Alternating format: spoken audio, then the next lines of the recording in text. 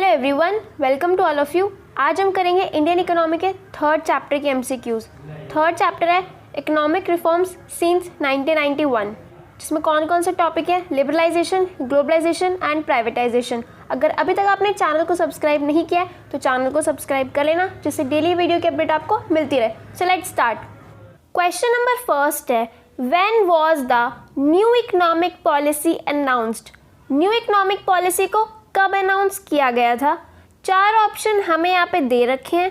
A option है, first है जून 1991, B है मई 1991, सी है जुलाई 1991, फोर्थ है जनवरी 1991। इन चारों ऑप्शन में हमें जो ईयर है वो सेम दे रखा है 1991, तो दैट मीन्स ईयर कौन सा होगा? 1991। मंथ हमें यहाँ पे पता होना चाहिए कि कौन से मंथ में न्यू इकोनॉमिक पॉलिसी अनाउंस्ड हुई थी। So right answer for this question is option C, जुलाई 1991 में न्यू इकोनॉमिक पॉलिसी को अनाउंस्ड किया गया था। न्यू इकोनॉमिक पॉलिसी थी क्या? इसके अंदर तीन मेन एलिमेंट्स थे। फर्स्ट था liberalisation, second globalisation and third is privatisation.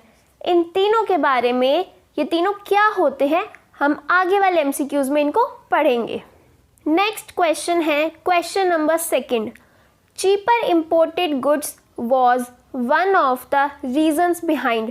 Cheaper imported goods का मतलब है कि जो बाहर से गुड्स आते थे ना, दूसरी कंट्री से जो गुड्स आते हैं उनको बोलते हैं इंपोर्टेड गुड्स, और वो क्या होते हैं? चीप थे, यानी कि सस्ते थे उन गुड्स से जो कि हमारी कंट्रीज़ में बनते थे। तो cheaper imported goods was one of the reasons. Cheaper imported goods जो ऑप्शंस हमें दे रखे हैं, इनमें से किसका रीज़न है? सो फर्स्ट ऑप्शन हमें यहाँ पे दे रखा है ग्रोइंग अनएम्प्लॉयमेंट। क्या चीपर इंपोर्टेड गुड्स की वजह से जो अनएम्प्लॉयमेंट थी हमारी कंट्री में, जो अनएम्प्लॉयमेंट है हमारी कंट्री में, वो ग्रो होती है? सेकेंड है अनबैलेंस्ड ग्रोथ। अनबैलेंस्ड ग्रोथ का मीनिंग होता है, बेसिकली इकोनॉमी में तीन सेक्टर होते हैं, प्राइमरी, सेकेंडरी एंड टर्शरी। ठीक है, तो अनबैलेंस्ड ग्रोथ का मतलब है कि सर्विस सेक्टर में तो ग्रोथ हो रही है, लेकिन जो एग्रीकल्चर और इंडस्ट्रियल सेक्टर है ना, उनमें ग्रोथ नहीं हो रही है। तो ये क्या हो जाती है? Unbalanced growth. क्या unbalanced growth cheap imported products की वजह से होती है? नहीं होती है। ग्रोइंग अनएम्प्लॉयमेंट भी चीपर इंपोर्टेड गुड्स की वजह से नहीं होती है। थर्ड ऑप्शन हमें दे रखा है low level of industrial growth. जो हमारी इंडस्ट्रीज है उनकी जो ग्रोथ है ना, वो बहुत ही लो लेवल पे हो रही थी। उनकी जो ग्रोथ थी वो बहुत धीरे हो रही थी, लो लेवल पे हो रही थी। फोर्थ दे रखा है स्पीड ऑफ कंज्यूमरिज्म। इसका क्या मीनिंग होता है? इसका मीनिंग होता है वो सारे प्रोडक्ट्स, वो सारी चीज़ों को प्रोड्यूस करना, उन कमोडिटीज़ को प्रोड्यूस करना जो कि जिनकी डिमांड ज़्यादा है। मतलब कि कौन कौन सी गुड्स, जैसे कि लग्जरी गुड्स हो गई, उनको ज़्यादा प्रोड्यूस करना, या फिर जो गुड्स कंज्यूमर ज़्यादा डिमांड कर रहे हैं ना, उनको ज़्यादा प्रोड्यूस करना। इस कॉन्सेप्ट को बोलते हैं स्पीड ऑफ कंज्यूमरिज्म। तो इस क्वेश्चन का राइट आंसर है option C, low level of industrial growth. Low level of industrial growth किसकी वजह से होता है? चीपर इंपोर्टेड गुड्स की वजह से होता है। क्यों? क्योंकि जो बाहर से गुड्स आ रहे हैं वो तो चीप है, वो तो सस्ते हैं, लेकिन जो हमारी कंट्री के गुड्स हैं वो उनके कंपैरिजन में क्या है? महंगे हैं। तो लोग, जो हमारी कंट्री के लोग हैं, वो किनको ज़्यादा खरीदेंगे? जो बाहर से गुड्स आ रहे हैं, इंपोर्टेड गुड्स को खरीदेंगे। तो जो हमारी इंडस्ट्रियल ग्रोथ है, उनके प्रोडक्शन, उनके गुड्स की डिमांड क्या हो जाती है? कम हो जाती है। उनको ज़्यादा खरीदते नहीं है तो उनकी ग्रोथ भी क्या हो जाती है? कम हो जाती है। तो इसका राइट आंसर है low level of industrial growth. So next question है, which of the following industries are reserved for the public sector. इनमें से कौन कौन सी इंडस्ट्रीज हैं जो पब्लिक सेक्टर के लिए रिजर्व्ड है? मीन्स कौन कौन सी ऐसी इंडस्ट्रीज है जिन पे पब्लिक सेक्टर का कंट्रोल होगा, जो पब्लिक सेक्टर के अंडर में आती है? तो चार ऑप्शन है। फर्स्ट है defence equipment, second atomic energy generation, C cement industries, fourth both A and B. इससे पहले वाली वीडियो में हमने पढ़ा था, तीन शेड्यूल पढ़े थे हमने। अगर वो वीडियो आपने नहीं देखी है तो उस वीडियो का लिंक आपको डिस्क्रिप्शन बॉक्स में मिल जाएगा, उसको देख लेना। तीन शेड्यूल पढ़े थे, उसमें हमने ए, बी एंड सी। तो जो ए शेड्यूल था ना, उसमें हमने पढ़ा था कि जितनी भी इंडस्ट्रीज़ ए शेड्यूल के अंदर आती हैं उन सारी इंडस्ट्रीज़ का कंट्रोल सिर्फ और सिर्फ गवर्नमेंट के पास होगा। उन सारी इंडस्ट्रीज़ में कितना प्रोडक्शन होगा, कैसे ग्रोथ करेंगी, सारे डिसीजन कौन लेगी? गवर्नमेंट लेगी। लेकिन जब इकोनॉमिक रिफॉर्म्स आए ना 1991 में, तो उसमें से कुछ इंडस्ट्रीज़ गवर्नमेंट ने हटा दी, वो दे दी प्राइवेट सेक्टर को। तो अब गवर्नमेंट के पास कुछ ही इंडस्ट्रीज़ बची थी जिस पे गवर्नमेंट का कंट्रोल था। तो इसमें से कौन कौन सी हैं? इसमें से 2 इंडस्ट्रीज़ ऐसी हैं जो कि रिफॉर्म्स के बाद भी गवर्नमेंट के कंट्रोल में थी। फर्स्ट है डिफेंस इक्विपमेंट और सेकंड है एटॉमिक एनर्जी जनरेशन। सो इसका राइट आंसर क्या है? Both A and B is the right answer. अब हम करते हैं 4th question. Which of the following is not a tax reform? इनमें से कौन सा ऐसा है जो टैक्स रिफॉर्म के अंदर नहीं आता है, जो टैक्स रिफॉर्म से रिलेटेड नहीं है?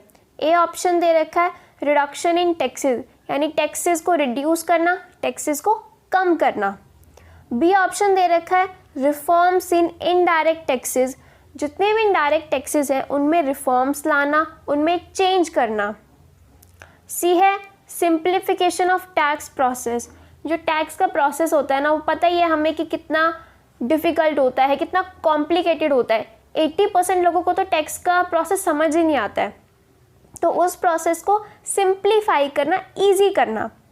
4th ऑप्शन है डीवैल्यूएशन ऑफ रूपी। रूपी क्या है? हमारी करेंसी है, उसको क्या करना? डीवैल्यूएट करना।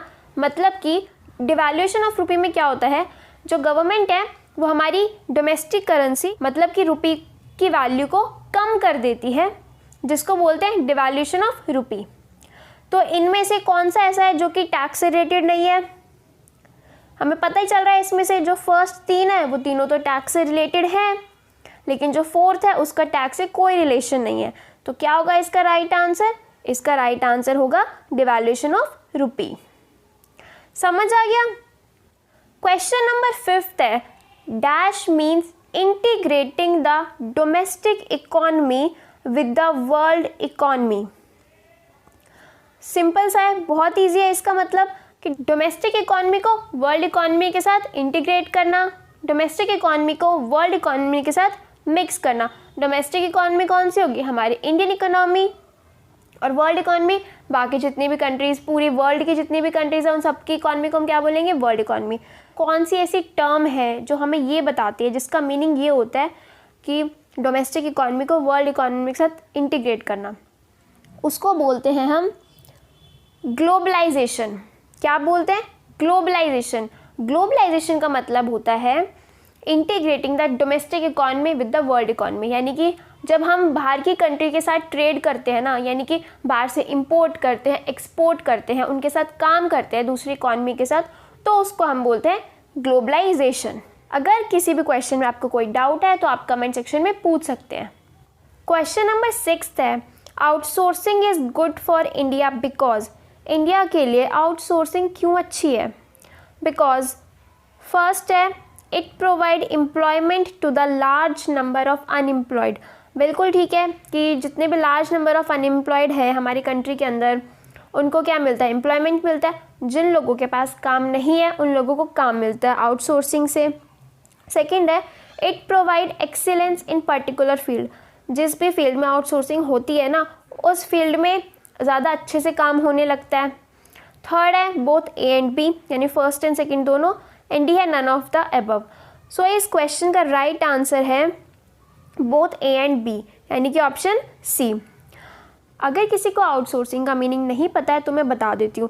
आउटसोर्सिंग का मीनिंग होता है कि अगर एक कंपनी है, पहले वो जो अपना काम खुद कर रही थी, लेकिन वो अपना काम अब किसी दूसरी कंपनी से करवा रही है, बाहर से करवा रही है, तो उसको हम बोलते हैं आउटसोर्सिंग करना। ठीक है, जैसे एक मोबाइल कंपनी है, उसको अपनी सर्विसेज देनी है, कॉल सेंटर होते हैं उनके, तो कॉल सेंटर के लिए वो जो एम्प्लॉयमेंट चाहिए, जो लोग चाहिए, वो किसी दूसरी कंपनी को दे दिया उसने करने के लिए। अब दूसरी जो कंपनी है वो उनके जो कॉल सेंटर है उसका काम कर रही है, तो उसको बोलते हैं आउटसोर्सिंग करना। एक बहुत सिंपल एग्जांपल लेते हैं आउटसोर्सिंग का।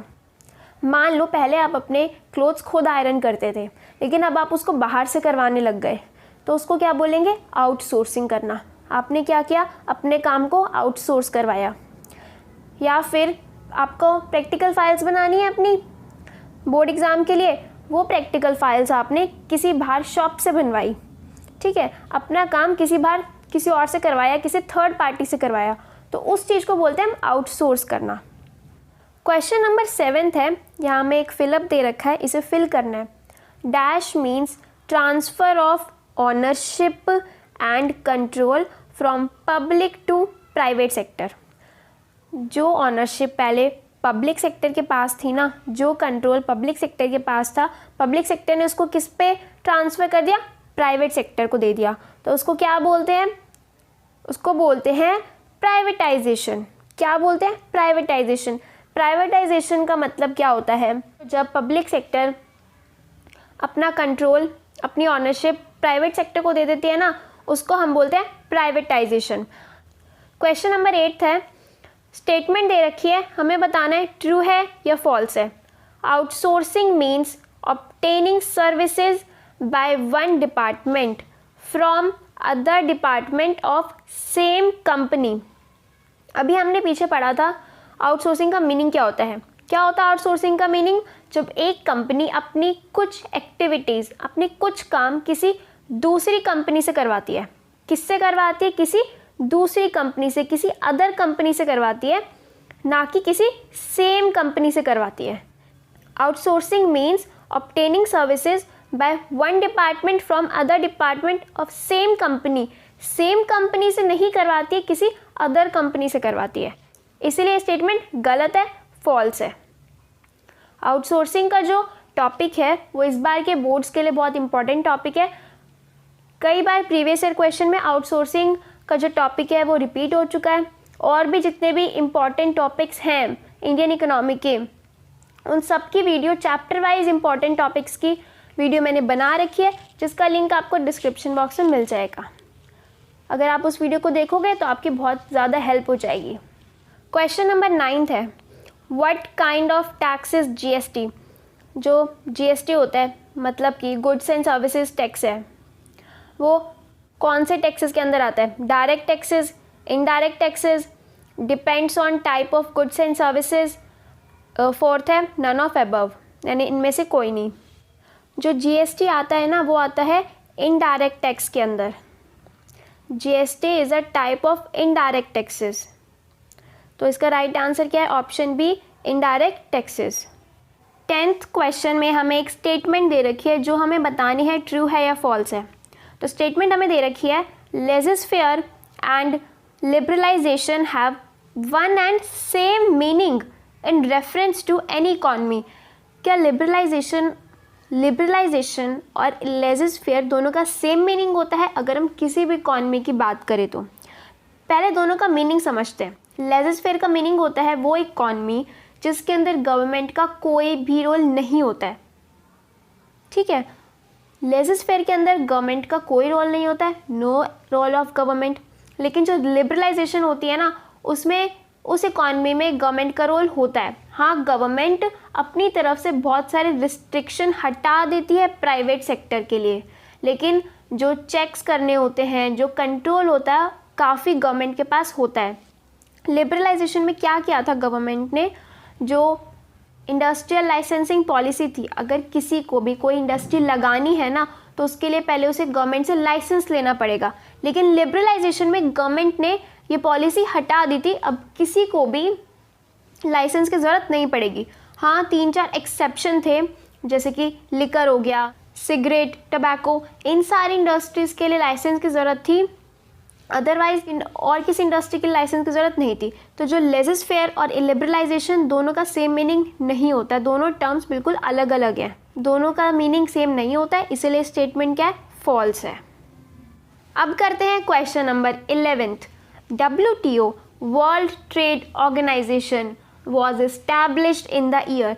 WTO कब इस्टेब्लिश किया गया था? ऑप्शन ए है आपके पास 1995, ऑप्शन बी है 1996, ऑप्शन सी है 1948, ऑप्शन डी है 1994।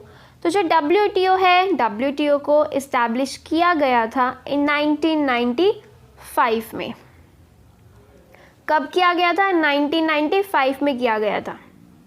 याद रखना WTO को कब इस्टेब्लिश किया गया था? इन 1995 में। क्वेश्चन नंबर 12 है, all restrictions on imports by the government in the form of other than taxes is called. Fill up है, इसे फिल करना है। गवर्नमेंट क्या करती है? इम्पोर्ट्स जो भी होते हैं उन पर रिस्ट्रिक्शन लगे होते हैं। एक तो उन पर टैक्सेस लगे होते हैं, ठीक है, जिसे टैरिफ भी बोलते हैं। लेकिन टैक्सेस के अलावा जो रिस्ट्रिक्शन गवर्नमेंट इम्पोर्ट्स पे लगाती है ना, उन रिस्ट्रिक्शन को क्या बोलते हैं, हमें ये बताना है इसमें। क्वेश्चन समझ आया? जो रिस्ट्रिक्शन गवर्नमेंट इम्पोर्ट्स पे लगाती है अदर देन टैक्सेस, उनको क्या बोलते हैं? उसको बोलते हैं नॉन टैरिफ बैरियर्स। क्या बोलते हैं? Non tariff barriers. I know आप लोगों को इसका मीनिंग नहीं पता होगा। अगर किसी को इसका मीनिंग पता है तो वो कमेंट सेक्शन में बताएगा। नॉन टैरिफ बैरियर का मतलब होता है, इसमें होता क्या है, एक अमाउंट सेट कर देना इंपोर्ट के ऊपर कि इतने गुड्स ही इंपोर्ट कर सकते हैं। एक लिमिट सेट कर देना कि इस लिमिट से ज़्यादा गुड्स इंपोर्ट नहीं कर सकते, एक कोटा लगा देना। इस तरह के जितने भी रिस्ट्रिक्शन होते हैं ना, उनको बोलते हैं non tariff barriers. Question number 13 है, ट्रू फॉल्स है। GST abolished all the direct taxes lived in India। जो GST आया था, क्या उसने जितने भी डायरेक्ट टैक्सेस थे उन सबको हटा दिया था? पहले जितने भी डायरेक्ट टैक्सेस लगते थे इंडिया के अंदर, क्या GST आने के बाद वो सारे एबॉलिश्ड हो गए थे, ख़त्म हो गए थे? नहीं, this statement is wrong. GST ने अबॉलिश किए थे all the indirect taxes lived in India. जितने भी इनडायरेक्ट टैक्सेस लगते थे ना इंडिया में, वो GST के आने के बाद सारे ख़त्म हो गए। कौन कौन से थे इनडायरेक्ट टैक्सेस? फॉर एग्जांपल जैसे कि sale tax, entertainment tax, excise duty, ये सारे इस तरह के ना बहुत सारे टैक्सेस थे। तो GST जब आया ना, तो वो सारे टैक्सेस हट गए। उन सब को हटा के सिर्फ एक टैक्स लगाया जाता है। वो कौन सा होता है? Goods and service tax, that is GST। सो इसका आंसर क्या है? फॉल्स। ये स्टेटमेंट गलत है। क्वेश्चन नंबर 14, इसमें भी हमें बताना है कि ये ट्रू है या फॉल्स है। स्टेटमेंट पढ़ते हैं। Globalization focuses more on the free movement of labour than capital in the international factor market. Globalization free movement of labour यानी कि लेबर मूवमेंट पे ज़्यादा फोकस करता है देन मूवमेंट इन कैपिटल। तो ये स्टेटमेंट बिल्कुल गलत है। जो ग्लोबलाइजेशन में क्या होता है, फ्री मूवमेंट ऑफ कैपिटल पे ज़्यादा फोकस किया जाता है as compare to movement of labour, क्योंकि जो लेबर की मूवमेंट होती है ना, वो थोड़ी डिफ़िकल्ट होती है। कैपिटल क्या है? मशीन्स है, उनकी मूवमेंट करना आसान होता है। तो ग्लोबलाइजेशन में किस पे ज़्यादा फोकस किया जाता है? फ्री मूवमेंट ऑफ कैपिटल पे, ना कि फ्री मूवमेंट ऑफ लेबर पे। तो ये स्टेटमेंट भी क्या है? फॉल्स है। क्वेश्चन नंबर 15 है, new economic policy 1991 is also called. जो न्यू इकोनॉमिक पॉलिसी 1991 कौन कौन सी थी? इसमें लिबरलाइजेशन, प्राइवेटाइजेशन, ग्लोबलाइजेशन। उसको क्या बोला जाता है? फर्स्ट ऑप्शन है एल टर्न पॉलिसी, सेकंड है यू टर्न पॉलिसी, थर्ड है एस टर्न और डी है नन ऑफ दीज। तो जो न्यू इकोनॉमिक पॉलिसी है उसको बोला जाता है यू टर्न पॉलिसी। क्यों बोला जाता है? वो इसलिए उस टाइम पे हमारी कंट्री के अंदर बहुत ज़्यादा इकोनॉमिक क्राइसिस चल रहे थे। तो न्यू इकोनॉमिक पॉलिसी की वजह से हमारी कंट्री जो है वो इकोनॉमिक क्राइसिस से बाहर आ रही थी, और इसे कह सकते हैं बहुत बड़ा इकोनॉमिक रिफॉर्म्स आया था, चेंज आया था हमारी इकॉनमी में, इसलिए इसको बोला जाता है U turn policy. I hope ये सारे क्वेश्चंस आपको समझ आ गए होंगे। नेक्स्ट वीडियो में हम करेंगे मैक्रो इकोनॉमिक्स के MCQs। और वीडियो से आपकी हेल्प हुई है, वीडियो आपको अच्छी लगी है तो वीडियो को लाइक करना, शेयर करना और चैनल को सब्सक्राइब करना। सो मिलते हैं नेक्स्ट वीडियो में। Have a good day. Thank you.